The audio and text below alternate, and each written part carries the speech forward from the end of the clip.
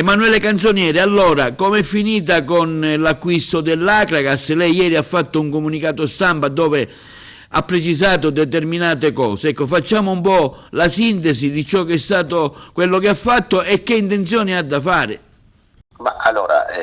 in merito alla situazione Acragas, ho esternato ieri le varie problematiche che ci sono state durante la fase di acquisizione.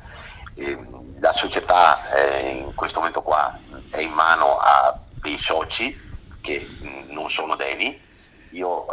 chiedo personalmente al signor Deni di avere un colloquio costruttivo, non distruttivo. Io sono qua pronto a subentrare all'acquisizione della maggioranza, come eravamo rimasti d'accordo, perché quello che noi avevamo concordato con Deni inizialmente è venuto a meno non per una mancanza di volontà da parte mia o anche da parte sua, ma perché non c'erano i presupposti per poter chiudere l'operazione di acquisizione totale delle quote, perché purtroppo la società è intestata a terze persone e quindi il passaggio di proprietà e i pagamenti non potevano essere canalizzati in una società che non ha niente a che spartire, a che vedere con le quote, la ripartizione delle quote societarie di Acragas.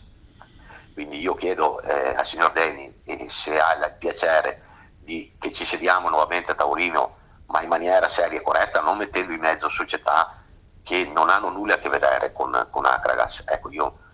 questo dico, dopo errori ne abbiamo fatti tutti, ne facciamo tutti, delle volte si esternano delle affermazioni, delle parole che delle volte magari non si pensano, o per rabbia o per nervosismo, o anche per la situazione che comunque si è creata intorno all'ambiente calcistico Acragas.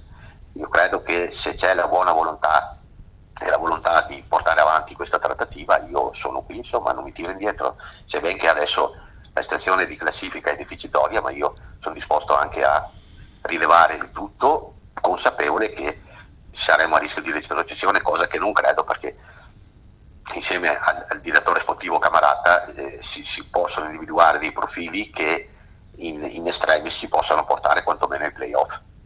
Quindi lei è intenzionato, diciamo, all'acquisto dell'Acragas in maniera proprio decisa, per cui, diciamo, faccia un passo indietro sia lei che Deni affinché si possa chiudere il cerchio, no? Assolutamente sì, io ho fatto quelle esternazioni lì, cioè ho fatto quelle dichiarazioni lì perché deve capire che,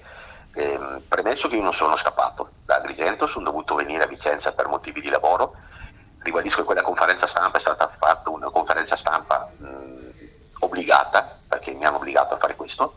Erano stati presi degli impegni da parte mia che io li posso onorare tranquillamente, purché le cose vengono fatte in maniera onesta e corretta, non che vengono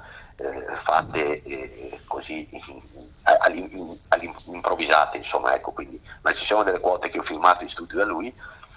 i cedenti non hanno neanche la smart card, lui non era in possesso della smart card, lui a me questo ha detto. Però vado a polemiche che non servono a niente e possono soltanto ledere anche la situazione anche nell'ambiente. Io sono qua, se Giuseppe Deni o lui, chi rappresenta lui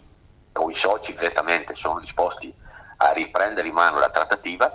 io sono qua. Tra l'altro lei è stato anche dal primo cittadino, dal sindaco Miccichè, ho visto che avete instaurato un buon rapporto. Assolutamente, io nutro una grandissima stima nei confronti del sindaco, credo che la cosa sia reciproca perché in quanto abbiamo anche diciamo preso atto della situazione dello stadio Seneto per quanto riguarda i fari. C'è una promessa da parte del sindaco che i lavori a brevissimo inizieranno, che verrà fatto il bando di assegnazione per lo stadio, in modo tale che così io possa mettere le mani avanti con un progetto mio, di un architetto mio, o addirittura utilizzando il progetto l'ultimo progetto di ristrutturazione in essere dello stadio Seneto, possiamo fare dei grandi lavori, possiamo portare Agrigento dove merita, insomma, ecco, in una categoria superiore, più blasonata, però ci devono essere, dobbiamo fare un passo indietro tutti, ecco, nel senso di resettare quello che è stato detto, di essere trasparenti, onesti e corretti entrambi. Dopodiché io sono qua, non dico no a nessuno, sono attaccato alla città e alla città perché comunque i tifosi, una volta che hanno capito la reale situazione, mi hanno riaccolto bene tra di loro. Con il sindaco, ripeto, abbiamo speso parole importanti entrambi, e con l'occasione saluto il Franco Vincichè di cuore, e spero che di rivederci molto presto e di portare avanti tutti quei progetti che noi due quel giorno lì ci siamo prefissati. Insomma, un passo alla volta facciamo tutto.